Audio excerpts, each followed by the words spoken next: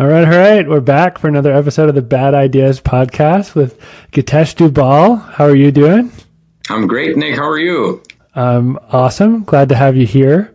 So we were just talking. You've held a variety of commercial leadership experiences, most recently CMO at Versiti, a bunch of different positions at Baxter. How did you find your way there? Did you know it was like your calling to lead like marketing and commercials when you were in college or shortly thereafter? Yeah, well, such a good question. No, I don't think I found my way until I was about 26 years old. And I was working in, or old, depends on your perspective, right? And so for me, I was a chemical engineer in my undergrad, and I was working in a manufacturing facility late at night before Christmas Eve. And I was like, what am I doing here? Like, what's my purpose? I got through a lot of self-reflection, and I made the switch to go from engineering and production into business, and specifically into healthcare, because I wanted to do something that really matters. That started my journey, got me through at Baxter, and got increasing responsibilities. And then, our CEO at Versiti, Chris Miskell, reached out to me to join him and his team, and had a wonderful 6.5 years there. So partly it's the connections you make that come back to you, right? That really is what shapes your career trajectory, along with kind of some soul searching and really figuring out who you are and what you're all about. Yeah, which takes a lot of people a lifetime. So kind of amazing that you got that done at 26. I think I was still trying to figure out like how to get Netflix for free when I was 26. Anyway, so you must have bumped into your fair share of bad ideas over the course of that journey. Some of which were your own, most of which were probably from your team, right? Did you develop any sort of secret sauce for evaluating whether or not something's worth pursuing, worth investing in, or totally ignoring? It's a good question, because I was told early on by someone that a good leader withholds judgment. And that's something that I've tried to live by. So my first instinct might be, oh, boy, that's a horrible idea, right? And then you kind of pause and say, okay, no, maybe there's some merit to it, right? Don't just discount it on face value. Let's think about it a little bit more. So I think it's just kind of managing your immediate reaction, right? Trust your gut, but also verify and kind of give it some due thought before you write it off. And, a lot of times when you start clarifying that and then figuring out, okay, well, it's not as bad as I initially thought. Or you might say, okay, yeah, it's bad, but now we know it's really bad. And so let's move on off of it. There you go. All right. That's particularly useful because we're about to look at a really, really bad idea. So I think that's the next step here. So we'll introduce the bad idea. Then, like we discussed, we'll make fun of it until we run out of bad stuff to say. And then we'll try to turn it into something good. Does that sound good for you? All right, let's jump in. So we'll see the process in action. We'll withhold judgment while we make fun of this awful idea. All right. Let's see what we got.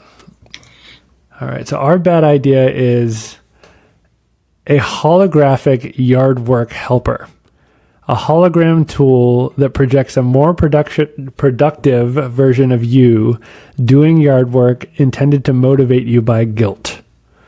So it can't actually do any work. It just shows you doing work to motivate you to take care of your yard. Well, that's not going to mow the lawn, is it? Literally. Literally. Right, yeah. So, it won't mow the lawn. It adds to the complexity, right? Like, you're already feeling bad when you look out at your yard, especially, a lot of people are into their yards and want to make sure it's looking good. And now you've got another reminder. That's maybe more than a reminder. That's laying on the guilt that this is what you should be doing, and nobody likes to be should, right? And so, I think this would qualify as a bad idea. Yeah. So, I don't want to get to the good sides of things first, but my parents used to do this when we were kids, and they wanted us to help out around the house, or like on days they knew we had friends coming over, they'd like make a big show of starting to like clean and get everything organized right before our event. And we're like, oh, they're getting us food and they're hosting, so we should help. And they'd always sneak in a bunch of other things that had nothing to do with us hosting, but they would use kind of this strategy, like being visible and doing the things they wanted us to do, so we would feel compelled to do it. But I agree with you. I don't know if I'd care about a hologram of myself cleaning the yard. The only thing it would do for me is kind of draw my attention to the fact that my yard needed work, and it wasn't something I was doing at present. Yeah, right. It's another kind of stark reminder. And if it's your holograph, then it's even more poignant, right? Because it's kind of saying that this is, it puts the visual out there of what you should have been doing and you're not. Yeah. Well, just from a business perspective, like I always go to demand. I know from a marketing seat, you probably think about that a lot too. Like, do you think there's a huge market of people who really wish they had more motivation to take care of their yard? I know we're not trying to get to the good side, but I think that I think there could be. So I'll withhold judgment on that and maybe hold back a little bit. But yeah, I think we all need, a little bit of help to do what we need to, right? Subtle reminders from time to time, maybe not always, but from time to time about, hey, what can we, what's on our agenda, what's on our calendar, what should we be doing, how do we keep things moving forward? And so there might be some value in it. But, with something like this where it's actually not doing anything, it's almost passive aggressive, right? In a way that it's not like it's one thing to say, okay, here, it's popping up on my phone as a calendar reminder that I put in that, 2 weeks from now or a week from now, whatever, I need to mow the lawn. That's a good reminder. This one's more like, hey, the hologram's almost judging you, right? To say, hey, this is kind of what you should be doing out here, but you're not, right? So I think the intent and execution are very different here, right? The way it's executed is, may not necessarily hit motivation for most people. All right. So we were just talking about whether people are really intrinsically motivated to do their own, yard work, and how to figure out if there was demand for something like that. And I think the reason I was asking the question, what comes to mind for me is more the financial and investing markets, because there's got to be 10,000 tools for every one like class leading product. Whereas at the same time, you have things like the GameStop guy was trending again yesterday because he posted a video. So it's like people have thousands of ways for them to save and earn, and interest rates are like the best they've ever been to earn at like guaranteed fixed income for a regular consumer. But people don't take any action. And everyone wants more money. Like, who doesn't, right? Right. But they don't take any action. They have this just sitting there in front of them. But on the flip side, like when it's gambling, like I'll bet on 5 different sports games before I invest my money for a guaranteed return. Right. And I guess we're conflating entertainment with practicality, but in the context of our idea, we're mowing lawn. So we're trying to come up with some sort of demand for more motivation to take care of your yard. But I really like this, withhold judgment philosophy that you operate by. I guess we're not judging, but just trying to predict, like if we're going to spend the tens of millions, if not hundreds, that we're going to need to develop a holograph that can move around our yard and looks like you, is there demand to back that up? Yeah, I think, I would take a slightly different approach and say, is there an opportunity for increased motivation? And there's probably a segmentation around this, right? That you have certain folks who are so into their yards. They're like, can't wait for Saturday when I can get out there and mow my lawn. My neighbor across is just like that. Like, he's like clockwork. Saturdays he's out and he's enjoying it, and that's his thing. And so, he is the holograph. He doesn't need anything. He is out there in his yard. But then you have others who are not as motivated, right? And then Saturday and Sunday comes and goes, and Monday you're working, you come back from work, and then your significant other is saying, well, the yard's not looking great. So, I think if you think about it from a segmentation perspective, there's probably a spectrum of folks and their motivations and how mowing your yard and yard work fits in with your overall energy builders versus energy drainers. So I think there might be an opportunity there. Oh, break that down. Tell us about energy builders versus drainers. I think we both, we all have those, right? There are certain things that we just love doing, right? And Nick, for you, it might be different than for me. Clearly, you love diving into bad ideas and figuring out how they're bad, and then figuring out, what we can do around it. So you're very intellectually curious. And so I think that's probably an energy builder for you, to kind of think about how do you solve these problems, and how do you come up with a new solution? How do you come up with innovation? For others, it could be daunting. For others, it might be an energy builder might be connecting with people. It might be doing desk work. For others, it might be, knitting yarn, right? And so we all have kind of things that are energy builders that we gravitate towards, that we enjoy doing. And we have things that are energy drainers, where we just, don't want to do it. Like for my wife, anything that's related to investing, you talked about that earlier, and I'm kind of going through that, and she just, that's not her thing at all. And, I could put her to sleep very easily with just talking about it, right? That's not an energy builder for her. So I think it's, we all have this, right? That there's certain things that we just innately are attracted towards. Mm-hmm. Interesting. So applying it to this idea, is the value prop, or the supposed value prop of this one, like finding a way to turn something that is an energy drainer into an energy builder? Is that the objective? All right. Am I sensing a pivot here? Are we pivoting towards? Well, I'm just trying to understand your terminology, which I think is really fascinating. But I think we can pivot to the positive too, and I think that's what this is trying to do. Like, their idea was, how do we make you want to mow your yard? We show you yourself doing it.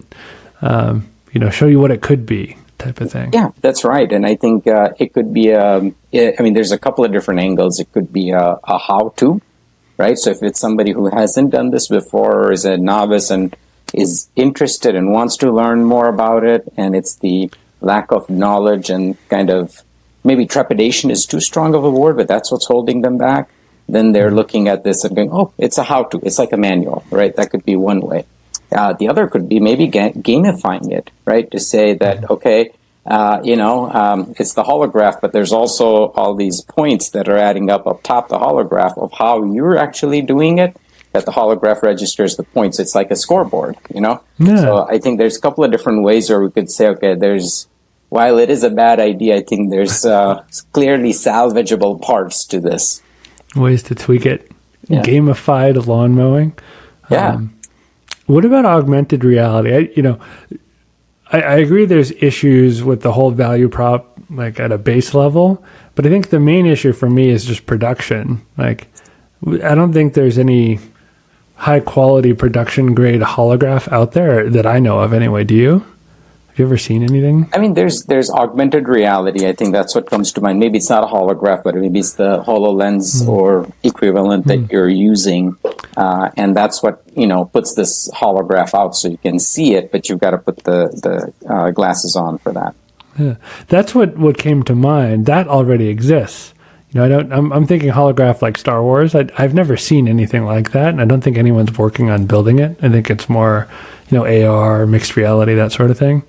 But that becomes immediately accessible because everyone's phone can handle it today, generally speaking. And then you get into a category where you're not hardware restricted. So like you said, you could kind of gamify the process. Or you could do things like compare your yard to how it looked last week. So like every time you mow, you take a picture of the yard and then AR overlays its previous state to its present state. Almost like a heat map, shows you where you need to do the work to get it back to that. Wonder if something like that would put the work into context for you so it's not as daunting. Because I'm going back to your energy drainers. There are definitely things that I dread doing. But I don't know if you feel this way, but every time I force myself to do them, I'm always like, okay, that wasn't as bad as I thought it was going to be. Like almost 100% of the time. Yeah, many times we're our worst critic, right? And it's the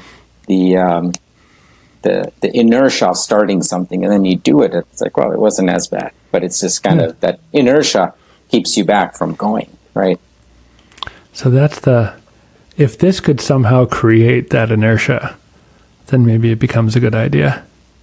Yes, that's right. Yeah. And so I think, and that could be through gamifying it, how to, or showing kind of the delta, right? Like you talked about the before versus after could be another way. Maybe it's also providing suggestions of, in the augmented reality, then of a flower bed over here would look really nice. And so then it's kind of, making suggestions to you, not directly, but implicitly by showing things through augmented reality that may not be there. Yeah. See, this is where it gets really interesting for me because when you start to talk about monetization, like someone who's not motivated to do their own yard work is probably not going to be motivated to pay for an app that tries to get them to do their own yard work. But a Home Depot that has much to gain financially from understanding your living situation and understanding the product needs or creating a new context through which they can recommend products to you would have a very significant interest in offering you that. Yeah, that definitely gets really interesting. Like the Home Depot, like lawn mowing motivation app. Yeah, right. And they've got lots to gain from it. And I think maybe there's kind of three segments. One that's going to be doing stuff anyways, and maybe the motivation there isn't to get your yard work done, but maybe the motivation is, well, here's how you can have the best yard in the neighborhood. And, the ideal time to cut your lawn is in the mornings or, after X number of days, and provides these suggestions so that your yard would be the most manicured lawns in the neighborhood. For the middle group, it might be getting them to start doing these things that they weren't doing before, right? It's kind of getting them past the hump of like, okay, I don't feel like it, but now I see it. It's not that bad. It's only going to take me 17 minutes, according to this app, to do this one part. I'll just knock that out.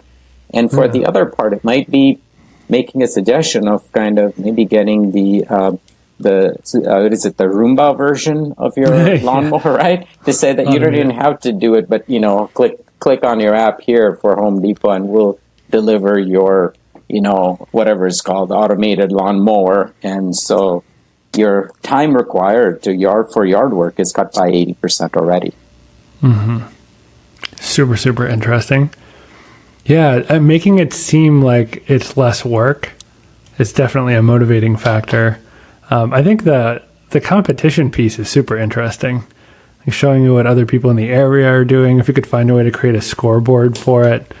I have this. Do you have a gym you go to nearby or so I'm really into exercise, but I really, really hate planning what I'm going to do with the passion. So there's like a 6-year period where I did the exact same thing, like same routine 5 days a week for 6 years, which is not really effective or good for your joints. But I eventually wanted to mix it up, but I just couldn't motivate myself to do that.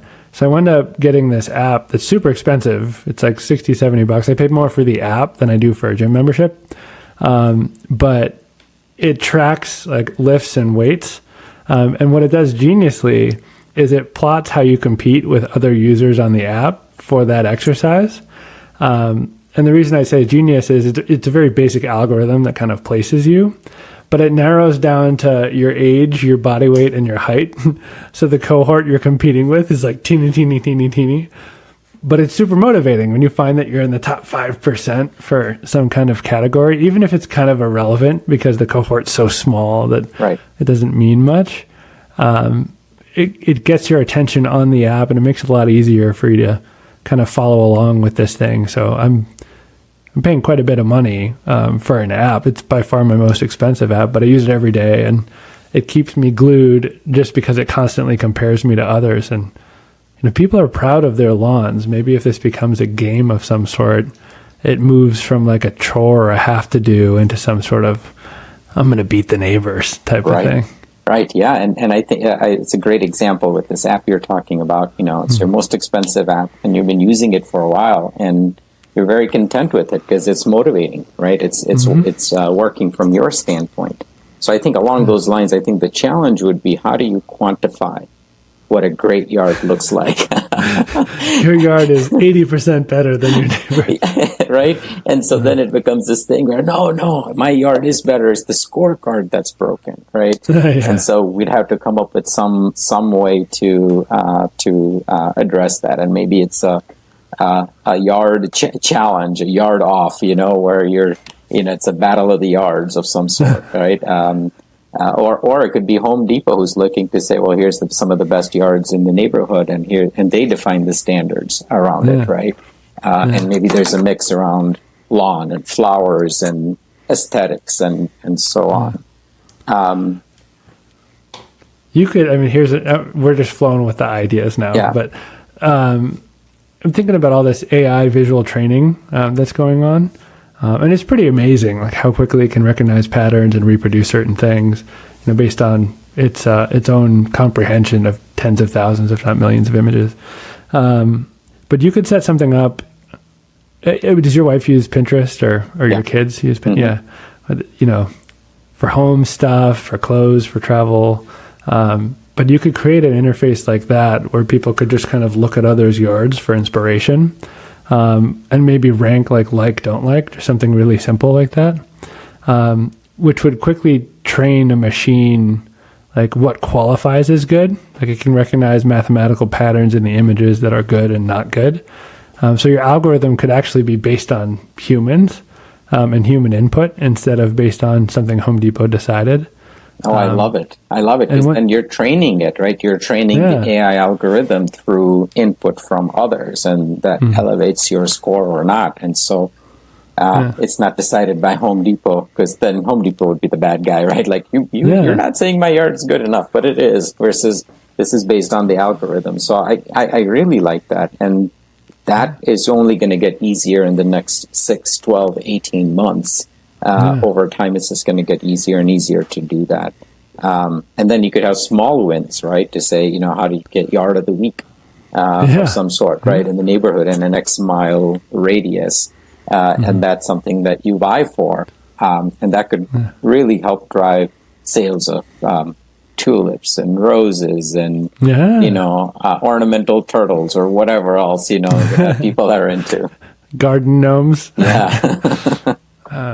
No, that's actually compelling, and people taking pictures of their yard and feeding it into a human-trained algorithm that gives them kind of a grade. So you make the whole thing a game. That's pretty wild. Yeah. That could work. That doesn't sound like a really bad We better idea. patent this, my friend. It's a real thing. So you guys, you're in Chicago, right? Yes. Do you live in a house or in the city? In a house. Do you shovel or snow blow?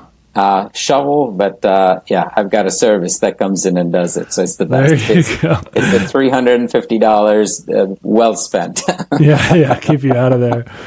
I had a house in Wakefield, Massachusetts for a couple of years, and there was the second there was a snowstorm and there was more than a foot of snow on the ground, all the neighbors were out with their snow blowers, and it was almost like a competition, just like we're talking about. And it wasn't like a speed thing. It was just more, I'm not threatened by this snow. I'm going to be out here and keep my yard clean the whole time. And it had some sort of social contagion effect to it, where one guy would come out and fire up, and then within 5 minutes, everyone else would be out, in their driveway shoveling, whether it's 9 at night or 8 o'clock in the morning on a Saturday.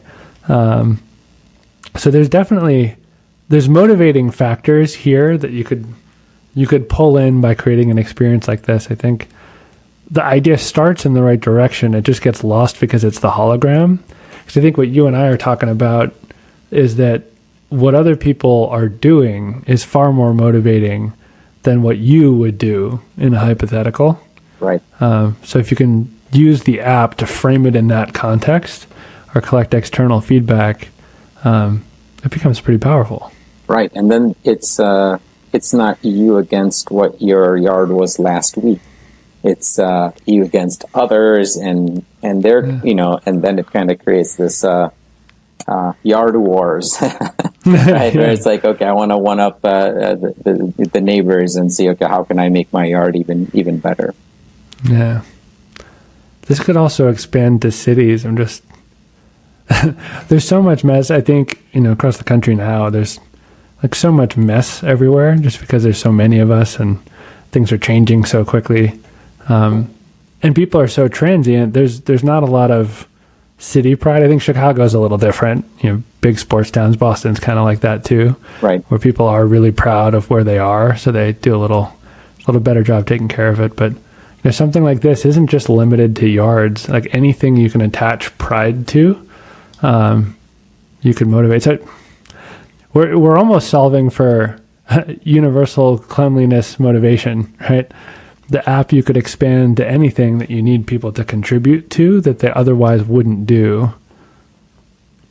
That's kind of cool. Yeah, right. I mean, it could be the example that comes to mind, like, ballparks and the area around it. You go visit a game and then it's just a mess. And where was it? I think it was at the World Cup a few years ago that the Japanese soccer team actually went into the stands and cleaned up because there was a big mess, and they cleaned it up. And to me, that was just amazing, right, to have that kind of civic responsibility. And so you could gamify that as well to say, well, here's what the stadium looked like before. And, I don't know, if you get 5 points when you make sure you put the trash in the right place, and 10 points if you help clean up someone else's mess, and so on. And then, it's, Fenway, that's the cleanest ballpark in all of Major League Baseball, right? And then the others are vying to get to that spot as well. So it could be making it fun and exciting versus, so it's more inspiring, and by competing for it versus guilt that, oh, you guys left a mess and, we don't take enough pride, versus it's more of a positive emotion versus a negative emotion. Mm-hmm. Yeah, I have to ask, because we're leaning so far into motivation during this, and we started the conversation with energy builders and energy drainers. Did you use anything like this with your teams over the years? Any ways you found to help keep them going on the things that you really needed to get done that worked really well? I think so I'm in healthcare, right? And so the biggest motivation we have is around purpose. Is that the work that we do really matters. And so it wasn't unusual for the places that I worked at where we would start the meeting with a mission moment. So it's a reminder that, we got these business plans to submit. I got this, analysis to do, and blah, blah, blah. But wait, time out. Why are we doing this? We're doing all of this because there's a patient at the end of it. And here's the 6-year-old girl with cancer that survived and did well because we provided the blood products, and she's alive because of that, and the impact that it had on her mom, her family, her classmates.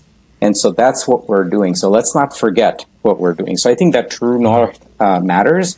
And so for motivation, that was kind of one way that we used to kind of bring it back. And the other would be just creating kind of a collective goal, right, that we're bound together in a good way by the goal that's in front of us, right? And so we're all collectively driving towards this common goal and making sure that we're aware of what that is. So it's not that, marketing's trying to do this, sales is trying to do this, commercial operations trying to do this. No, we collectively are trying to do this, and here's how all of our parts are important. But there'll be times when, I'll nudge you along, and there's times when you'll nudge me along, and the time when, you'll help me out and I'll help you out. And that's how we kind of, it kind of brings the team together. So those are a couple of things that come to mind around motivation. Yeah, so kind of like knowing the direction. It's almost like our app, being able to see what an A+ yard looks like. Like, is that your direction? And suddenly you have all these yard owners on the app kind of pulling in the same direction. That's super fascinating. Yeah. You could also have extra points if you're environmentally conscious, right? So are you using an electric blower or mower, or is it gas, or, are you composting? And, there's so many angles that you could go with this, right? Yeah. I got this, I'm a tool junkie, and Home Depot has my number. But same house, it was surrounded in these massive oak trees. So we'd get almost like 2 feet of leaves every fall. It was, the whole yard was covered. You could see like 10 feet of grass. Everything else was just leaves. And I bought this crazy reverse blower thing. It was like a vacuum for leaves. that was electric. I had to wear a big battery pack in the bag of my bag. But it was so powerful, it would fill up the bag in 3 or 4 seconds. So I'd fire it up, rev it up, point it at the leaves, and the bag was full. So I'd spend maybe like 12 minutes sucking up leaves, and then an hour or two emptying the bag into a trash can, and then stacking them on my driveway, which is just mind-boggling. But they must have known, like, there's a cohort of people like me that are going to buy this because it looks cool, regardless of how inefficient it is. And after an afternoon struggling with that thing, I just hired someone to do it for me because I couldn't get it done. Crazy. But it's motivating, right? Like, oh, I get to wear a backpack, and it's 3 seconds only, and it'll fill up. Wow, that's I want to see how strong is it, right? What's the power like? Yeah, so the power was there. Demotivating was having it full and realizing I'd done like 0.1% of the yard. This is going to take me a year. But I don't know. Maybe if I was competing with my neighbors and I had a score on it, I'd stick with it a little longer. Maybe there's a way to figure out, well, who's cleaned out the most number of leaves in their yard? And looks like you would have probably won that one. Yeah. Yeah. Maybe in terms of quantity, or like what products are the top yard cleaners using? Can I buy their tools? Right. Yeah. Right. So you can give suggestions like, oh, folks, like in the Amazon thing, like, folks who have yards like yours use these tools, not these. And that could help you, in recommending, based on your previous purchases, you might want to get something even more powerful or efficient in cleaning out and, given the high volume of leaves you had. Yeah. I have a good friend who's building a company in the home services space, and she was telling me Friday that the TAM, like the annual spend in home services, is $300 billion in the United States. Wow. Which is like a staggering number. A subset of that's on yard work, but this is an interesting problem. It's something literally close to home. Has a lot of pride for a lot of folks, but it's also fairly neglected as well. So I think in terms of market, it's a good opportunity. And in terms of pricing model, because there's so many stores that would benefit, they could probably cover all the costs for you. It checks the box. I think the shortfall of the original idea is that it's based on a hologram. Right. Star Wars isn't here yet, so that's kind of preventative. Yeah, I think one was, I agree, hologram was definitely a shortfall. The other was that it was your hologram. And that's the other part. It's like, I don't want to see myself be doing that, So I think those are the two areas where we made the tweaks around the original not so great idea. Yeah, but I think we came up with something pretty good. Yard Wars. I wouldn't be surprised if we see one of these on the market in the next year or two. Make sure Home Depot people see this podcast and make it happen. Exactly. Yeah. Well, so final verdict. Do you think hologram, bad idea for sure? Yes, I think hologram, bad idea, but I think there's enough around it, like we discussed, that I think there's something here. We're onto something. All right, cool. Well, I super appreciate this. We've talked about a lot of major things. I think motivation being the core theme, which is great to learn from your experience and kind of to start with, energy plus and minus and carry that straight through.